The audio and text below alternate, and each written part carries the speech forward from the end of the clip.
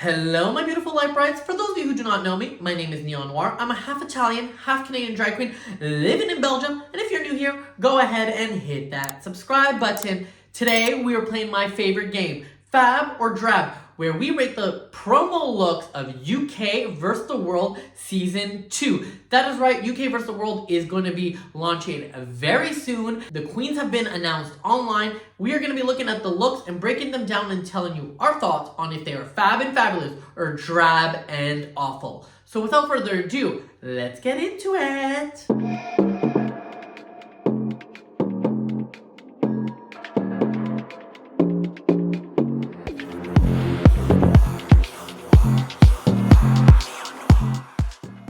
Y'all, the cast was just announced for UK vs. the World 2 and the promo looks have just dropped online. We are gonna be looking at these queens and letting you know what we think. If you wanna know what I think about the queens individually, go ahead and watch that video. I'm not sure which corner it will be in, but click somewhere here and I will break down all the queens because I actually broke down all the queens a few weeks ago when I leaked the cast myself. I was 100% right on who the queens are going to be, but now let's look at the looks themselves and let's look at the glow up. The theme for the promo look seems to be like this regal fantasy, but let's get into it. First up, we have Arancha Castilla-La, and Arancha is coming in this blue gown made of denim with this frilly jacket and this blonde bombshell hair.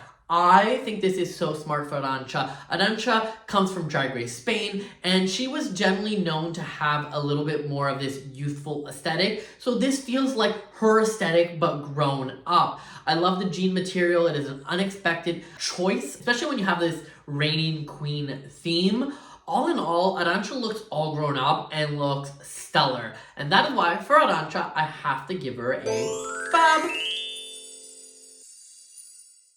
And next up, from Drag Race UK, it's Teresa May. Teresa May is coming in this simple, beautiful, elegant orange gown with these big orange feather pieces, orange jewelry, and big black hair. Honestly, Teresa May looks stunning. She is such a smart queen because if you look at the dress itself, you would say, oh, this is too simple, too boring. But Teresa knows how to create a look. She realizes that not everything needs to be sort of over the top, and she's got these big over the top feathers coming off of her neck, and it is definitely giving you that Vegas showgirl fantasy. And because she's got these big feathers, the dress actually almost needs to be a little bit simple to sort of counterbalance it. She's also got all of the jewelry all over the place, so she still has that little sparkle. On top of it, she's paired it with this really jet black hair to help it stand out from these big feathers, while also like keeping it thin enough that you can definitely see the feathers. All in all, this looks stunning. I love this color on Teresa, and I'm so excited to see her on this season. And that is why, for Teresa May, it is 100% going to be a fab. Next, from Drag Race UK, we have Gothy Kendall, the original pork chop queen of Drag Race UK. Crystal is coming in with this baby blue outfit with lots of ostrich feathers and long dangling tassels coming off of her back. She's paired it with some black stockings and black hair. This is Gothy Kendall, like we know Gothy Kendall. If you follow Gothy Kendall online, this is a typical silhouette of hers. She's got a cinched waist, big hair, and very little costume. All in all, she looks fantastic. I was just hoping for a promo look of Drag Race for something else because I've seen some version of this from Gothy in the past. I think she did it in green. Now she's doing it in blue, so it is not like anything new and exciting. If I didn't know that she had done this before and I wasn't following her online, I would have thought it was a fab. But because I do follow her online, I'm kind of like a little bit disappointed. All in all, she looks good, so I will still give her a fab. Next, from Drag Race Down Under, we have Hannaha. Hannaha is coming in this sapphire blue gown with some little detailing and this big blonde hair.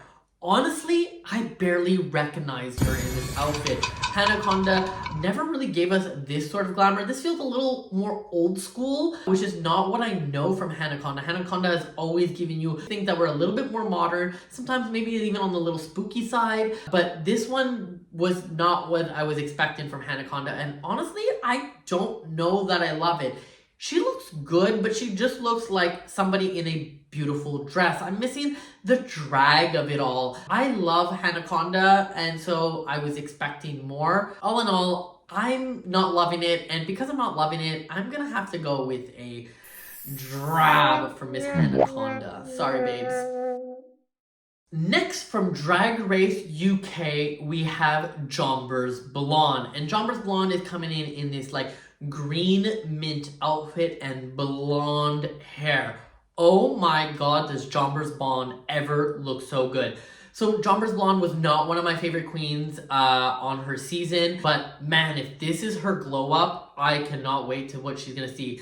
This dress looks so sexy, so elegant, and this color looks so delicious on her. On top of it, it gives me vibes her infamous finale dress gown from her season, which was also in this color palette. So I like the referential there. I don't know if that's what she was going for, but that's what I got. It's like, take your best look and elevate it to the next level, and elevate it she does. She's got a bit of midriff, she's got a little bit of skin, she's got like this cape thing coming down her back, which kind of gives me like this ethereal goddess, but made in a modern way. All in all, this looks stunning, it looks fashion, and it makes me excited for Jers Blonde because honestly, I wasn't till right now. All in all, this is fantastic, and I have to go with a FAB.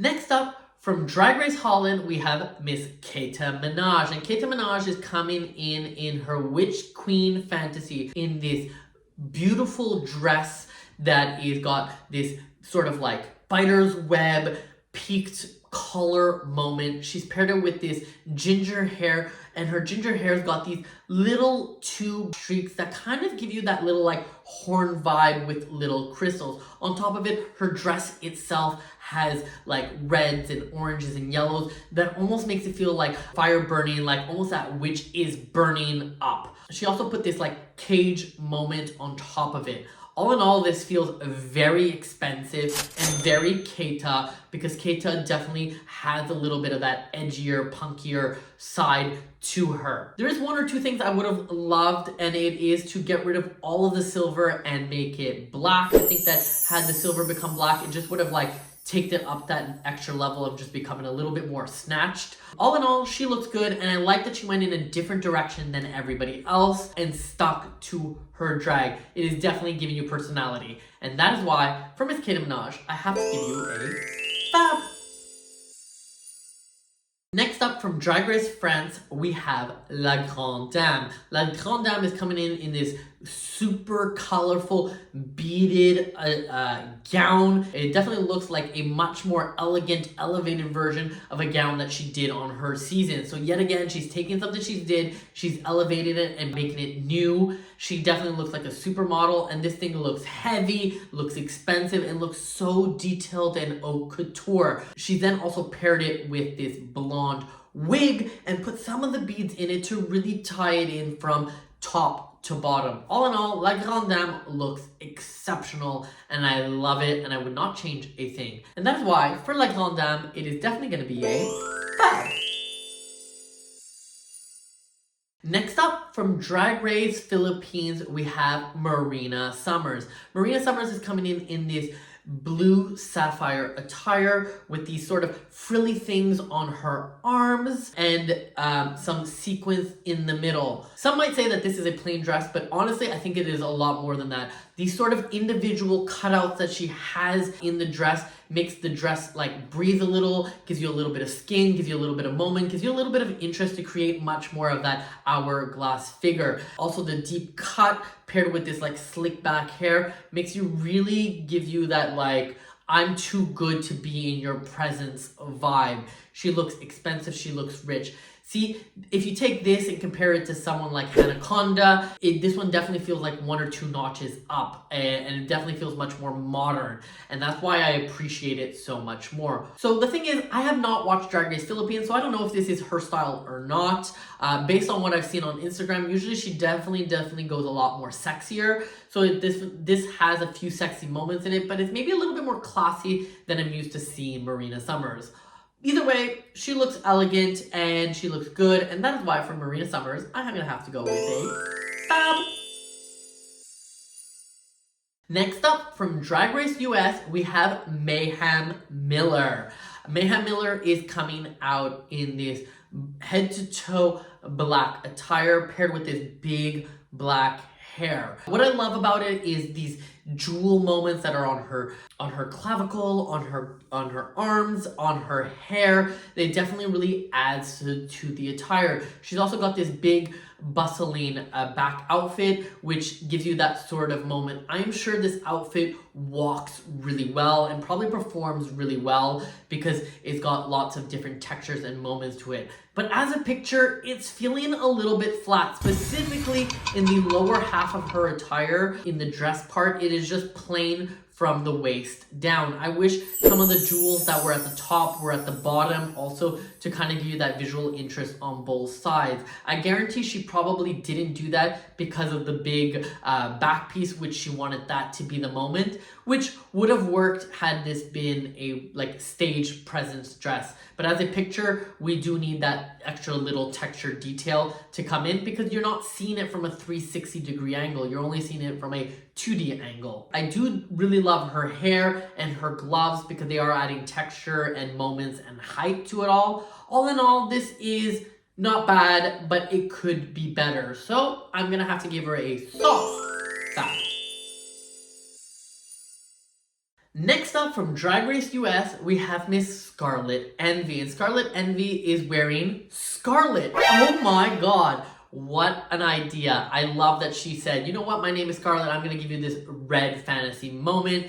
She's got this beautiful dress with these sort of little spiky gold details. And just in case you didn't know, she is wearing a crown to tell you she is coming to win this thing. She looks classically elegant with this old school silhouette, but perfectly modern with these sort of details of this gold and these spikes that are here and there. All in all, from head to toe, Scarlet looks like perfection. She looks like she cannot be touched, and she looks like that queen, and that's why we love it. And that's why for Miss Scarlet Envy, I have no real comments but to say FAB, honey.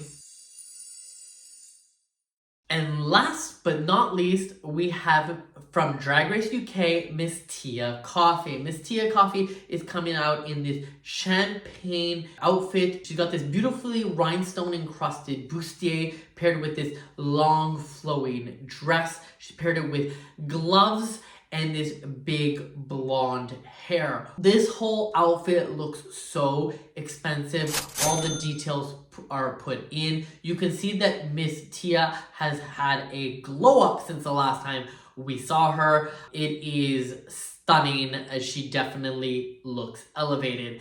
Now, I do have one critique, and it is that I don't love this color on her. It kind of blends into her skin tone too much. I wish she would have done everything exactly the same, but just with a much brighter, punchier color. I think that just would have really elevated it and brought it to the next level. But regardless of the color, I will say that she looks good, and because she looks good, I'm gonna have to go with a FAB.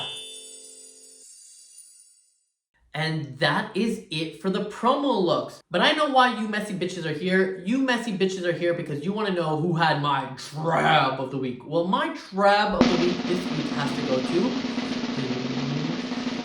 Hannaha. I really feel like she missed the mark. It wasn't giving for me. And Hannaha is such a great queen. I was expecting so much more from this outfit. Hopefully she turns it up on the season, and this is not a reflection of what she's going to bring. But enough about the negative, let's get into the positive. Who had my FAB of the week? Well, my FAB of the week this week has to go to Jers Blonde. This was such a surprise for me. This came out of left field. I loved it. It looked elegant. The color looked so exquisite on her. All in all, it was freaking fantastic, and I wasn't excited for Jers Blonde, but now I am because of this outfit. So she's doing something right. Y'all, that is it for this week's episode. Do you want me to do a full review of this series? If you do, go ahead and leave a comment down below to let me know what you're looking for. And while you're there, go ahead and hit that like and subscribe button because I am dropping new episodes on a bunch of stuff every week and you need to stay up to date. Once again, my name is Neon Noire at Miss Neon Noire on all social platforms. And I'll see you on one of my